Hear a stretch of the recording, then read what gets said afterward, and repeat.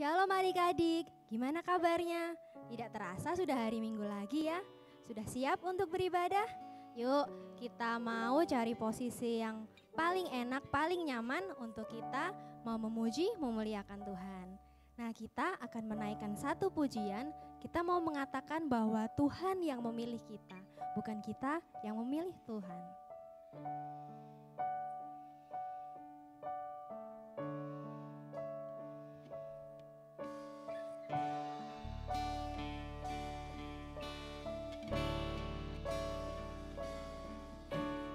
Kau telah memilihku, menyebutku kesayanganmu. Kau yang menjadikanku sebagai anakmu, memanggilmu Bapa.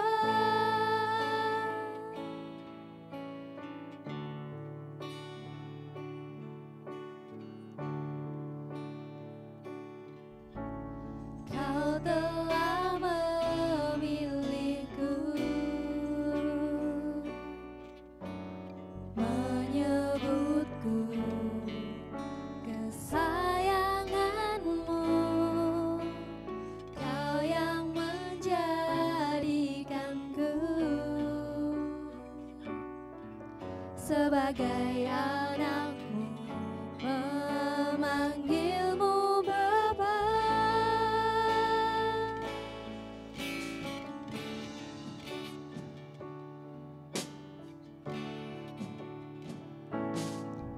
Ku mau mengenalmu, berjalan dekatmu, Bapa yang baik. Di setiap waktu ku angkat tanganku, menyembahmu selalu. Kaulah Bapakku dan ku anakmu. Kita percaya adik-adik, kita semua adalah kesayangannya Tuhan. Kau telah memilihku, menyebutku kesayanganmu. Kau yang menjadikanku sebagai anakmu, memanggilmu Bapa.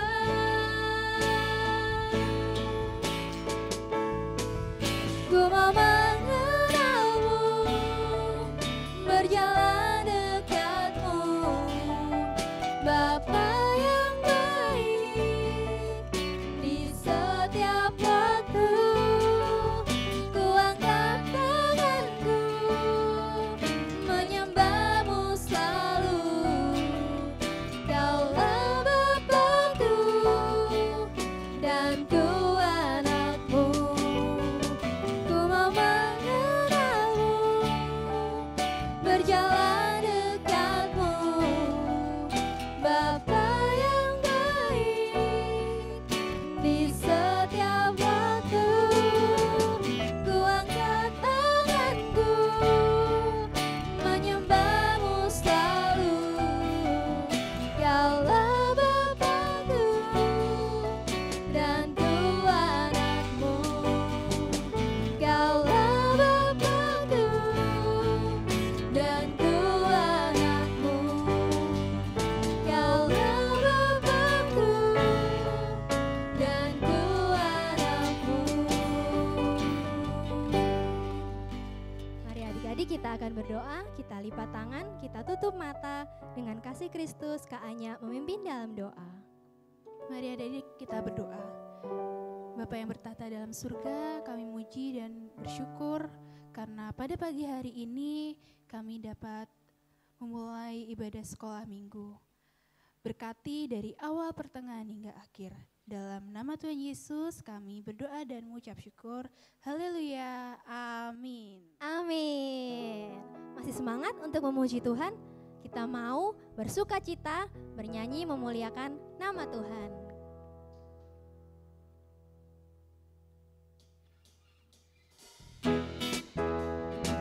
Adik-adik yang ada di rumah, tepuk tangan yuk.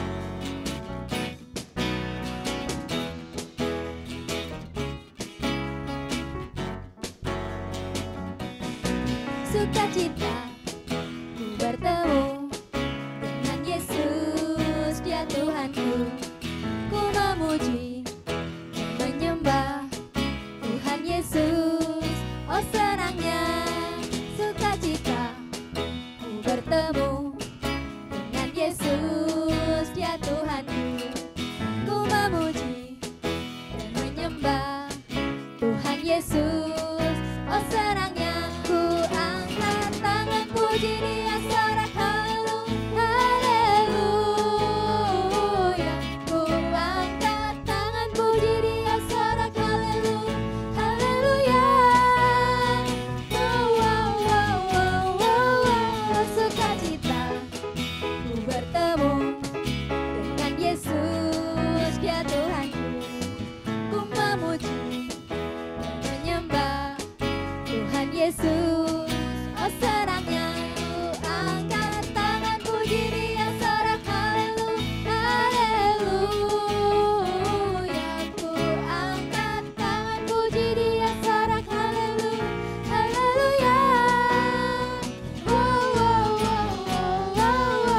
Sukacita ku bertemu dengan Yesus, Dia Tuhanku.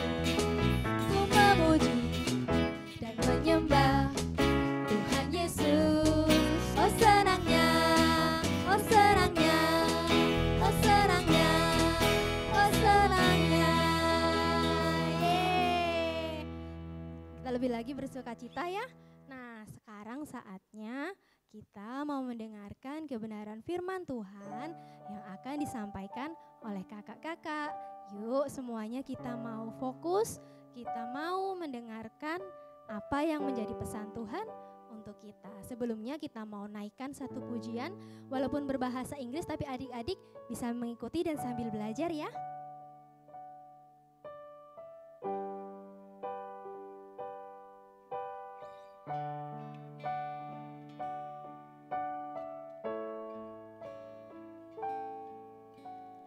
I give thanks to you, Lord, for you're always by my side.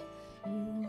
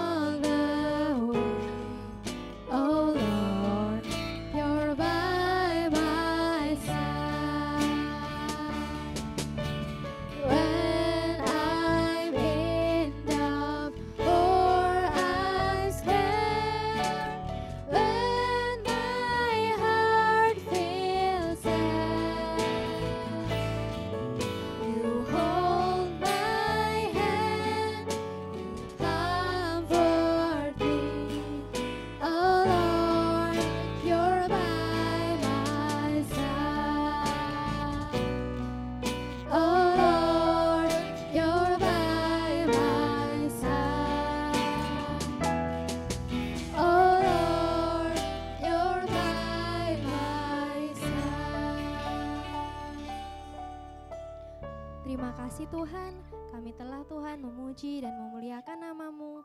Tiba saatnya Tuhan, kami mau mendengarkan kebenaran firman-Mu, surat cinta yang datang dari-Mu Tuhan. Kami mau menyiapkan hati kami, pendengaran kami. Kami mau menjadi anak yang dengar-dengaran dan taat akan setiap perintah-Mu. Terima kasih Bapa, kami siap mendengarkan firman-Mu. Dalam nama Tuhan Yesus Kristus, haleluya, amin.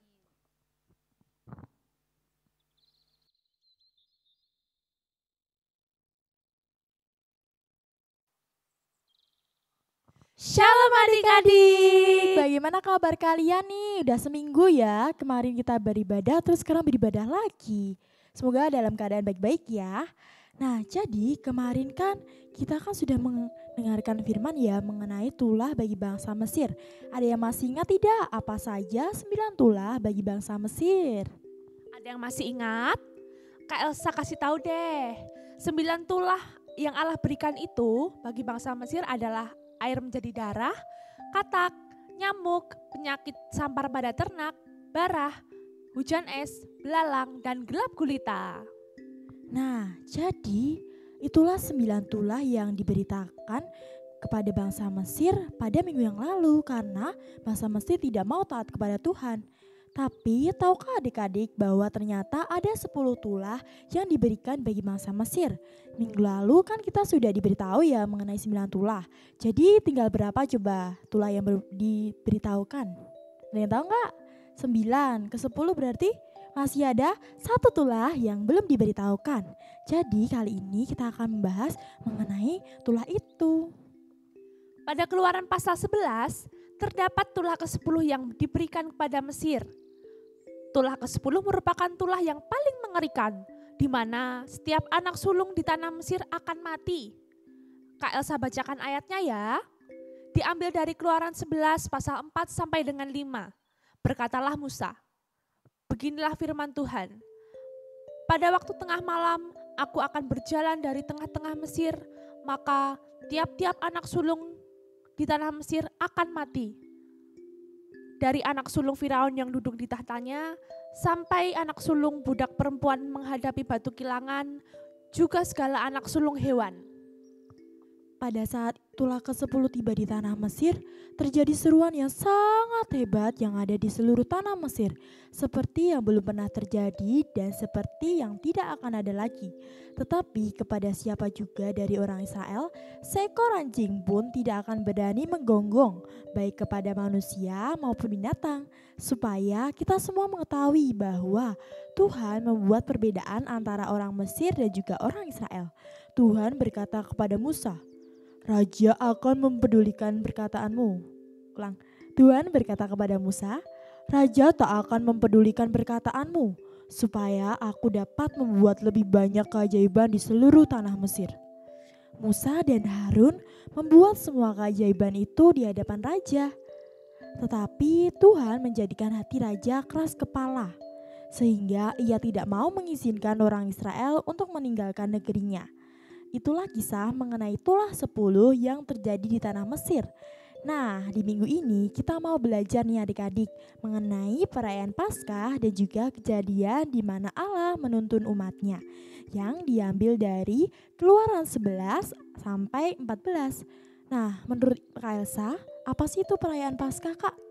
Paskah itu adalah hari raya umat Kristiani, Kak. Biasanya dirayakan pada bulan Maret ataupun April. Peristiwa Paskah itu memperingati kebangkitan Yesus Kristus yang telah disalibkan selama 3 hari. Betul tidak Kak Mei? Ya betul sekali Kak Elsa, Paskah itu merupakan hari kebangkitan Kristus. Adik-adik tahu tidak bahwa ternyata kita dapat belajar mengenai perayaan Paskah yang diambil dari Keluaran 12. Pada saat itu Tuhan berfirman kepada Musa dan Harun bahwa pada tanggal 10 bulan itu segenap jemaat Israel harus mengambil seekor anak domba menurut kaum keluarga dan 1 ekor anak domba untuk setiap keluarganya. Anak domba itu harus jantan, berumur 1 tahun dan tidak ada cacatnya. Lalu di sore hari mereka harus memotong anak domba itu dan darahnya diambil sedikit untuk dioleskan pada pintu ambang atas, tempat mereka memakannya. Daging domba itu harus dimakan sampai habis. Jika ada sisa, maka orang Israel harus memakannya sampai habis. Pada waktu itu, mereka harus siap memakai sandal dan membawa tongkat, serta harus makan dengan cepat. Itulah perayaan Paskah untuk menghormati Tuhan. Setelah itu, pada malam hari Tuhan akan menjelajahi seluruh tanah Mesir dan membunuh setiap anak laki-laki sulung baik manusia maupun hewan.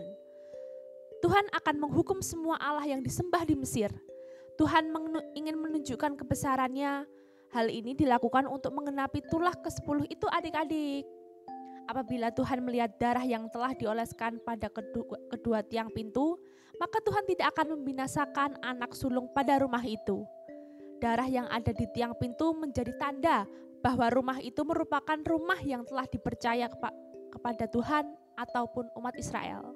Jadi itulah kisah mengenai perayaan Paskah. Maka dari itu kita dapat merayakan Paskah di tiap tahunnya. Pada saat itu anak sulung mati dan orang Israel keluar dari tanah Mesir. Lalu setelah adanya penjelasan mengenai perayaan Paskah, setelah itu Tuhan berfirman kepada bangsa Israel di mana mereka harus memakan roti yang tidak beragi selama 7 hari lamanya. Pada hari itu mereka tidak boleh melakukan pekerjaan apapun kecuali yang perlu untuk menyiapkan makanan. Pada hari itu seluruh bangsa Israel dibawa keluar dari tanah Mesir oleh Tuhan. Hari itu harus diperingati sebagai hari raya Tuhan dan seterusnya hari itu harus dirayakan tiap tahunnya. Selain perjanjian roti tidak beragi, bangsa Israel diminta untuk mengambil seekor anak domba untuk perayaan Paskah. Lalu mengambil seikat hiskop. Adik-adik ada yang tahu nggak hiskop itu apa? Saya kasih tahu ya. Hiskop itu adalah tanaman herbal, lalu dicelupkan dalam baskom yang berisi darah anak domba itu dan dioleskan kepada 2 tiang dan ambang atas pintu rumah mereka. Dan Tuhan pun akan menjelajahi Mesir untuk membunuh orang-orang Mesir. Tuhan akan melihat darah pada kedua tiang dan ambang atas pintu rumah mereka. Maka ia akan lewat saja dan tidak mengizinkan malaikat maut memasuki rumah itu untuk membunuh anak sulung yang ada. Bagi bangsa Israel diminta untuk menaati perintah itu untuk selama-lamanya. Apabila mereka telah memasuki negeri yang dijanjikan Tuhan, maka mereka harus mengadakan sebuah upacara yaitu kurban Paskah untuk menghormati Tuhan. Sebab rumah orang-orang Israel di Mesir dilewatinya waktu Tuhan membunuh anak-anak lelaki sulung Mesir, dan umat Israel dibiarkan Tuhan hidup. Maka berlututlah orang-orang Israel dan menyembah. Lalu mereka pergi dan melakukan apa yang telah diperintahkan Tuhan kepada Musa dan juga Harun. Setelah Allah memberitahukan peristiwa yang akan terjadi di tanah Mesir, maka Allah pun mulai melakukan tulah ke-10 di tanah Mesir. Pada tengah malam, Tuhan membunuh semua anak laki-laki sulung yang ada di bangsa Mesir, mulai dari remaja bahkan sampai yang ada ditahan di penjara. Tuhan sungguh-sungguh telah memberi tulah kepada tanah Mesir. Raja Mesir pun sangat bingung dan ketakutan. Maka ia mengusir Musa dan juga Harun beserta bangsa Israel. Dan semua orang Israel mengambil panci-panci yang berisi adonan roti yang tidak beragi. Mereka juga sudah melakukan apa yang dikatakan Musa, yaitu meminta perhiasan seperti emas dan juga perak, serta pakaian dari orang Mesir. Tuhan membuat orang Mesir bermurah hati kepada orang Israel, sehingga mereka memberikan segala yang diminta oleh orang Israel. Dengan cara itu, orang Israel membawa kekayaan orang Mesir keluar dari negeri itu. Akhirnya, bangsa Israel bisa meninggalkan tanah Mesir. Mereka berjalan kaki dari kota Raemes menuju ke kota Sukot. Jumlah mereka 600 orang, tidak terhitung perempuan dan anak-anak. Mereka membawa banyak sapi, domba, dan kambing. Sejumlah besar orang asing juga ikut. Mereka membakar roti tidak beragi dan dari adonan yang mereka bawa dari Mesir. Mereka diusir dari situ dengan sangat mendadak, sehingga tidak sempat menyiapkan bekal. Tahukah kalian bahwa bangsa Israel itu sudah tinggal lama sekali di tanah Mesir, melebihi bangsa Indonesia dijajah loh adik-adik. Mereka tinggal selama 430 tahun lamanya. Pada hari terakhir tahun ke-430 itu, seluruh barisan umat Tuhan meninggalkan tanah Mesir. Malam itu Tuhan terus berjaga dan mengantar mereka keluar dari tanah Mesir.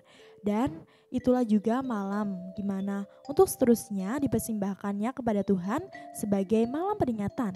Pada malam itu umat Israel harus berjaga-jaga dan Tuhan Yesus juga sangat menyayangi bangsa Israel. Tuhan berkata kepada Musa dan Harun, mengenai peraturan Paskah-Paskah inilah peraturan perayaan Paskah. Orang asing tidak boleh makan daging domba yang dipersembahkan pada hari Paskah, tetapi budak yang kamu beli boleh ikut memakannya kalau ia sudah disunat. Orang pendatang ataupun buruh upahan tidak boleh ikut memakannya.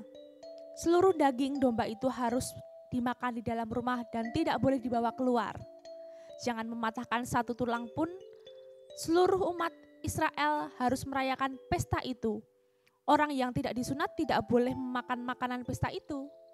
Kalau orang asing yang sudah menetap pada kamu ingin merayakan Paskah untuk menghormati aku, Tuhan, semua orang laki-laki dalam keluarganya harus lebih dulu disunat. Sesudah itu mereka dianggap seperti orang Israel asli dan boleh ikut dalam perayaan Paskah. Peraturan yang sama berlaku untuk orang Israel asli dan orang asing yang menetap di antara kamu. Semua orang Israel taat dan melakukan segala yang diperintahkan Tuhan kepada Musa dan Harun. Pada hari itu Tuhan membawa seluruh umat Israel keluar dari Mesir. Jadi pada kisah mengenai peristiwa Paskah ada dua ketetapan, yaitu mengenai anak sulung dan juga perayaan roti tidak beragi. Tuhan berfirman kepada Musa bahwa umat Israel harus mempersembahkan semua anak laki-laki yang sulung dan setiap ternak jantan yang pertama lahir adalah milik Allah. Bangsa Israel diminta untuk memperingati hari di mana mereka keluar dari tanah Mesir. Hanya karena Allah mereka dapat keluar dari tanah perbudakan. Bangsa Israel harus memakan roti yang tidak beragi selama 7 hari lamanya dan mereka harus memegang ketetapan-ketetapan yang telah ada. Mereka juga harus menceritakan kepada anak cucu mereka bahwa hanya karena kekuatan Tuhan mereka dapat keluar dari tanah Mesir. Betul sekali Kak Meita, semua karena kekuatan Tuhan sehingga bangsa Israel dapat keluar dari tanah Mesir. Tidak hanya sampai di situ saja loh Kak Meita, Allah masih setia kepada umatnya di mana ia menuntun umat Israel melalui jalan ke negeri orang Filistin. Allah menuntun bangsa itu berputar melalui jalan di padang gurun menuju ke laut Teberau. Dengan siap sedia berperang, berjalanlah orang Israel dari tanah Mesir. Musa pun membawa tulang-tulang Yusuf, sebab sebelumnya Yusuf telah meminta anak-anaknya untuk berjanji pada saat Allah membebaskan kamu, maka jenazahku harus kamu bawa keluar dari tempat ini. Lalu orang Israel meninggalkan Sukot dan berkemah di kota Etam, tepatnya di tepi padang gurun. Jadi mereka melanjutkan perjalanan yang panjang, namun umat Israel sendiri tidak sendiri. Ia bersama dengan Tuhan yang selalu menuntun mereka keluar dari tanah Mesir loh adik-adik. Pada waktu siang hari Tuhan berjalan di depan mereka dalam bentuk tiang awan. Kalian tahu tidak apa sih itu tiang awan? Ya, bentuknya seperti awan yang ada di langit. Dan pada malam hari Tuhan Yesus melindungi mereka dengan bentuk tiang api untuk menunjukkan jalan kepada umat Israel. Dengan begitu umat Israel dapat berjalan siang dan malam. Setiap hari tiang awan berada di depan bangsa itu dan sepanjang malam tiang api menyertai mereka. Tuhan Yesus sangat mengasihi umatnya sehingga ia mau berjalan bersama umat Israel. Dan sampai sekarang pun ia tetap menuntun dan menyertai kita anak-anak kesayangannya. Tapi adik-adik, tahukah kalian bahwa ternyata pada saat umat Israel berjalan, mereka mengalami sebuah permasalahan di mana Firaun akan bertindak untuk membalas dendam dengan cara mengurung umat Israel. Tuhan membuat Firaun kembali keras kepala sehingga Firaun mengejar Musa dan umat Israel.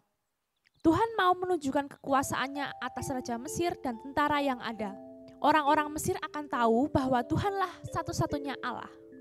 Ya, Tuhan Yesus mau menunjukkan kepada semua orang bahwa Tuhan Yesus yang layak menerima pujian dan penyembahan dari umat manusia. Raja Mesir pun mendengar bahwa Israel telah berlari dan para pejabatnya menyesal karena mereka kehilangan budak. Maka timbullah amarah dari raja dan mereka menyiapkan kereta perang dan tentaranya. Lalu mereka berangkat dengan semua kereta yang ada, totalnya 600 kereta. Coba adik-adik bayangkan, tentara Mesir akan menyerang bangsa Israel. Memang Tuhan menjadikan Raja Mesir itu keras kepala dan juga mengejar orang Israel, tetapi Tuhan Yesus telah melindungi umat Israel. Ketika orang Israel melihat Raja Mesir dan tentaranya, mereka sangat ketakutan dan meminta tolong kepada Tuhan. Orang Israel berkata kepada Musa, "Apakah di Mesir tidak ada kuburan sehingga engkau membawa kami supaya mati di tempat ini?